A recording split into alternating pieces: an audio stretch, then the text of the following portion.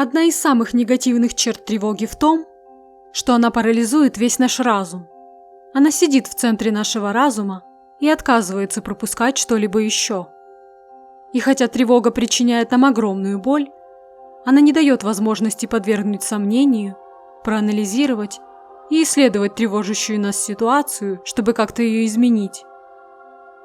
Мы настолько напуганы, что не можем разглядеть ничего дальше своего ужаса. Мы снова и снова возвращаемся к одним и тем же вопросам. Закрыта ли дверь?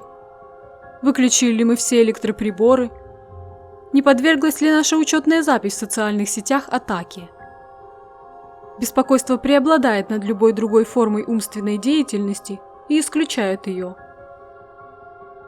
Все, что остается в наших умах, это ужас. Неприступная и всепоглощающая тревога, по сути, отключает наши мыслительные способности. Но есть один способ попытаться перехитрить тревогу. Это задать себе вопрос, который поможет нам признать проблему, вызывающую тревожность. Ведь часто она служит лишь ширмой для чего-то другого, о чем мы думаем в подсознании и что на самом деле беспокоит нас. Одна из специфических черт нашего разума состоит в том, что мы предпочитаем испытывать тревогу, вместо того, чтобы противостоять ее причинам, которые могут оказаться для нас еще более болезненными. Для нас проще беспокоиться, чем копаться в себе и выяснять, зачем мы вообще это делаем.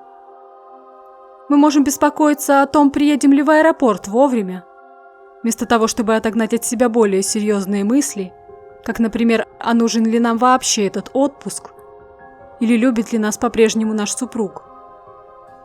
Или мы можем беспокоиться о финансовых проблемах, чтобы избежать мысли о том, что мы запутались, не можем найти себя, или что наша жизнь вообще летит ко всем чертям. То есть наша паника на самом деле может быть защитной реакцией организма от более глубоких источников агонии. И все же, было бы лучше добраться до первопричины наших проблем, чем наполнять свой разум отвлекающей тревогой. А помочь в этом нам может один простой вопрос. Если бы наш разум не был заполнен этими тревожными мыслями, о чем бы мы могли думать прямо сейчас? Этот простой вопрос может привести вас к озарению. Ответ может быть таким. Я стараюсь не думать, насколько мне грустно и одиноко. Я пытаюсь не думать, насколько я зол на своего партнера.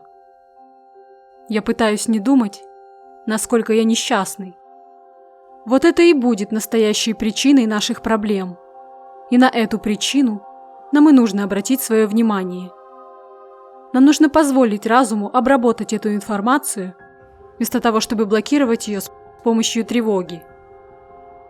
Иногда тревожностью можно легко заразиться, впитывая в себя информацию о мировых катаклизмах, будь то войны, эпидемии, стихийные бедствия. Все они полностью поглощают нас и не дают сосредоточиться внутри себя.